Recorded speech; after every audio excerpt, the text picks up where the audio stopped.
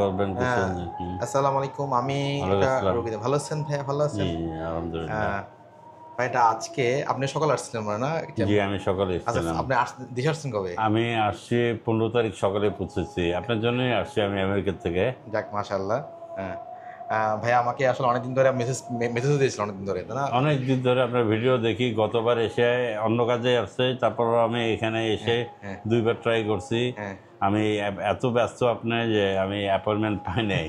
হ্যাঁ, হ্যাঁ, আজকে সকালবেলা ভুলবশত আমি চলে আসছিলাম 8টায়। জি, জি, জি। তারপরে তো আপনি এটা অ্যাপ্রিসিয়েট করার মতো যে আপনার মতো ডাক্তার, এত বিজি ডাক্তার আমাকে হ্যাঁ, যোগাযোগ করছেন, মেসেজ পাঠাইছেন, হ্যাঁ, জি, জি। আবার অ্যাপয়েন্টমেন্ট দিলেন, আসলাম এই তো আলহামদুলিল্লাহ। ইনশাআল্লাহ প্রথম ভাই, এটা অ্যাপয়েন্টমেন্টটাই দিলেন। আমেরিকা কোন জায়গায় থাকেন? আমেরিকার? আমি থাকি ভার্জিনিয়াতে, আর্লিংটন শহরের নাম, কাউন্টি। আসছেন কয়দিনের জন্য? আসছি 10-12 দিন ম্যাক্সিমাম। আবার চলে যাবেন? চলে যাবো আমি। হ্যাঁ, ভাইরা আমাদের আসছে বেসিক্যালি অ্যানোসমিয়ার জন্য। ভাইয়া নাক দিয়ে কোনো গন্ধ পায় না, মাঝে মাঝে হালকা পায়, হালকা বলে হাইপোসমিয়া বলি, আর যদি একদম না পায় অ্যানোসমিয়া বলি। আমাদের গন্ধ না পাওয়ার কারণ বেসিক্যালি তিনটা।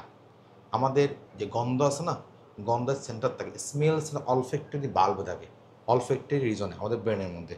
আরটা হচ্ছে নাকে যদি ব্লক থাকে, ব্লক বলতে কি নাকের হাড্ডি বাঁকা, হাড় বাঁকা থাকলে, নাকের মধ্যে মাংস অনেক বেশি বড় থাকলে, ইভেন নাকের 95% ক্ষেত্রে যদি পলিপ থাকে। যদি ধরুন একটু দেখো তো অভি, এরকম ওটা দেখো তো ভাই, দেখেন যদি এরকম পুরো ব্লক হয়ে থাকে পলিপ দিয়ে, ঠিক আছে, নর্মাল আমাদের নাক থেকে এরকম ইজিলি স্মেল ঢুকে, ঠিক আছে।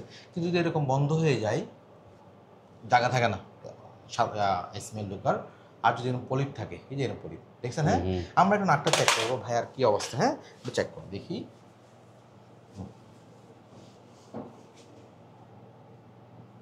এটা জিপাটা দেন।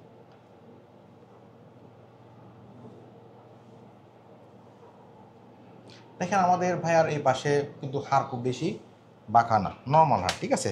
দেখেন এটা হচ্ছে হাড়, আমি দেখাই আপনাকে একটু। এটা হচ্ছে হাড় ভাইয়া, এটা হচ্ছে হাড়, ঠিক আছে। কোনটা? এটা হাড়। আর এটা হচ্ছে এটা হচ্ছে নাকের মাংস। দেখাই আমাকে, এটা নাকের মাংস। কোনটা? এটা নাকের মাংস। এটা হচ্ছে হাড়। দেখেন আমাদের ভালোই স্পেস নাকের ভেতরে, বুঝতে পারছেন? এটা আমরা এই পাশে দেখাই, দেখাই একটু, আমি ভালো করে দেখাই এদিকে একটু, আমার দিকে, এই যে দেখেন ভাইয়া, এটা আপনার নাক, ঠিক আছে। আমাদের নাকের হাড় খুব বেশি প্রবলেম না, আমাদের মাংসগুলো একটু বড়, তারপর নাকের মধ্যে ভালো স্পেস আছে। ওকে, ওই দেখেন আবার নেজমেন্ট দেখা যাচ্ছে নিজে, ঢুকগুলেন ভাইয়া, ঢুকগুলেন, সব দেখা যাচ্ছে, ঠিক আছে। আমরা একটু এই পাশ চেক করি। এই পাশে হালকা হাড় বাঁকা আছে, খুব বেশি প্রবলেম না, কারণ আমরা হালকা হাড় বাঁকা থাকা সত্ত্বেও আমাদের নাকের মধ্যে মোটামুটি গ্যাপ আছে, বুঝতে পারছেন? দেখেন এদিকে তাকাই, দেখেন এদিকে তাকাই, আমাদের এখানে নাকের মাংসগুলো বলে মিডল টার্বিনেট, আমাদের এখানে ইনফিরিয়র টার্বিনেট আছে, একটু হালকা মাংসগুলো বড়।